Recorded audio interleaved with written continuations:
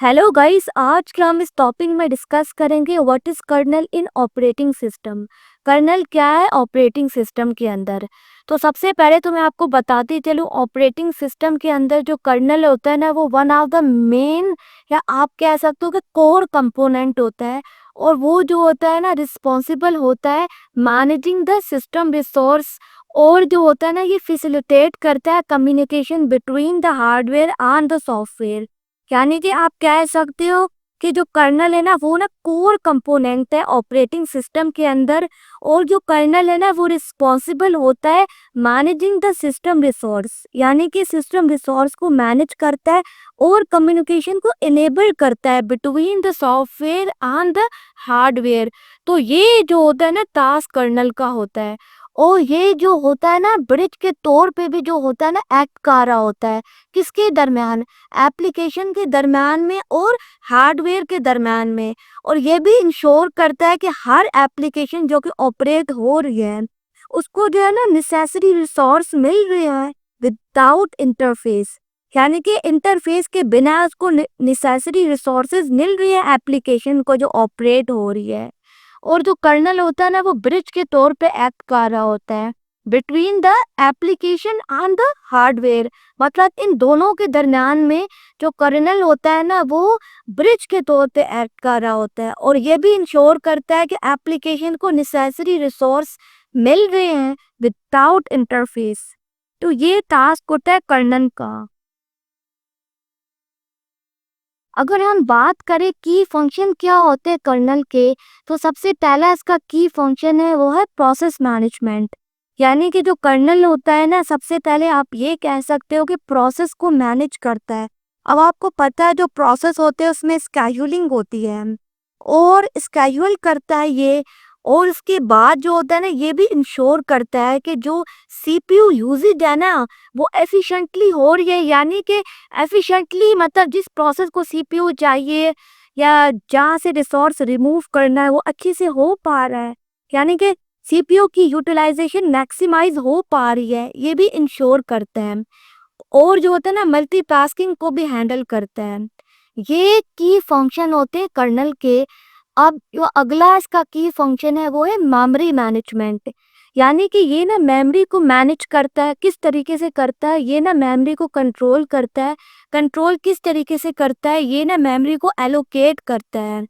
और एलोकेट मतलब कितने रिसोर्स को कितनी मेमोरी देनी चाहिए, ये डिसाइड करता है। इसको कहते हैं एलोकेशन। कहाँ से डी एलोकेशन करनी है, किससे मेमोरी हटानी है, किसको देनी है, वो ये डिसाइड करता है।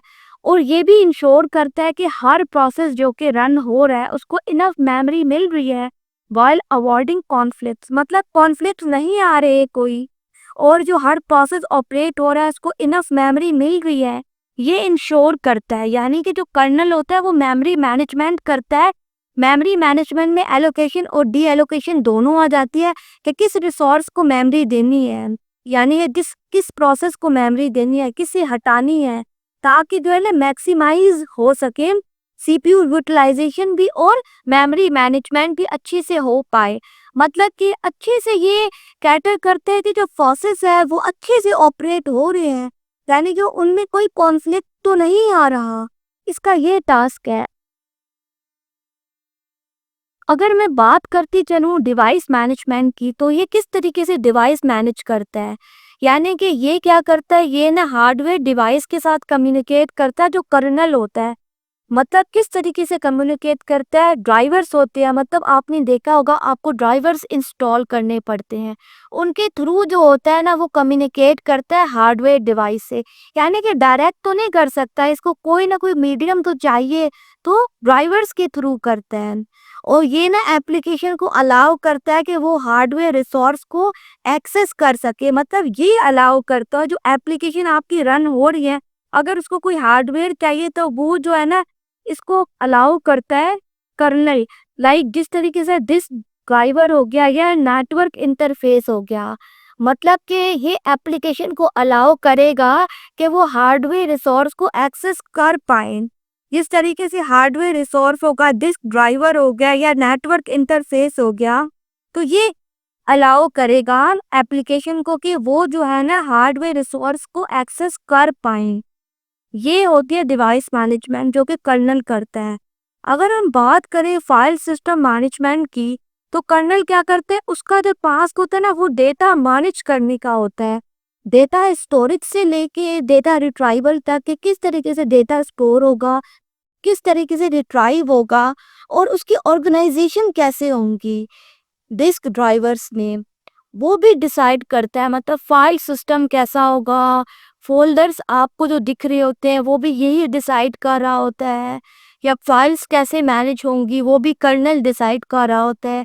ये डेटा स्टोर कैसे होगा वो भी यही डिसाइड करता है, और डेटा रिट्राइव कैसे होगा वो भी यही डिसाइड करता है।